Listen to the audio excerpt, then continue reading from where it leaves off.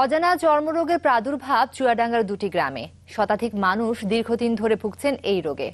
চিকিৎসকের কাছে গিয়েও মিলছে না প্রতিকার। ফলে আতঙ্কিত আশপাশের কয়েক গ্রামের মানুষ। রোগীদের সরকারি হাসপাতালে গিয়ে চিকিৎসা নেয়ার আহ্বান জানিয়েছেন সিভিল সার্জন। রেজাউল করিম লিটনের তথ্য ছবিতে ডেস্ক রিপোর্ট। চুয়াডাঙ্গার জীবননগর উপজেলার উথলি ইউনিয়নের রতিরামপুর ও রাঙ্গিয়ার পোতা গ্রাম। প্রায় ৩,০০০ মানুষের বাস দুটি গ্রামে।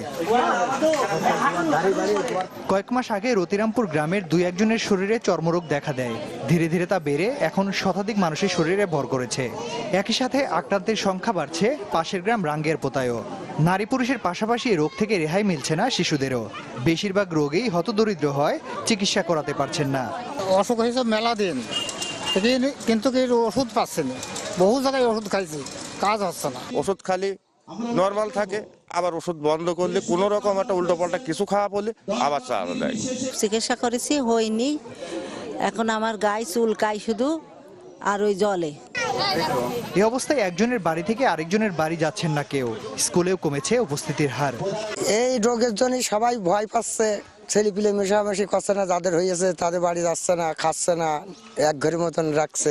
স্কুলে যেতে একটা সমস্যা তো হয়, ছেলেপিলে সবাই বলে তার ঘা ওরকম।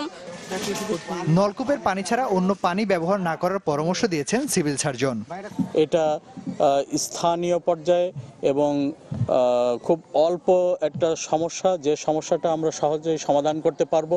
প্রথম কাজ হবে এই জলাশয়ের পানি ব্যবহার সম্পূর্ণরূপে বন্ধ করা। এলাকায় গুজব ছড়িয়েছে এ রোগে আক্রান্ত হয়ে মারা গেছেন একজন।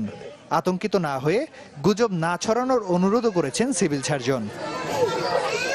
Desk report, channel 24।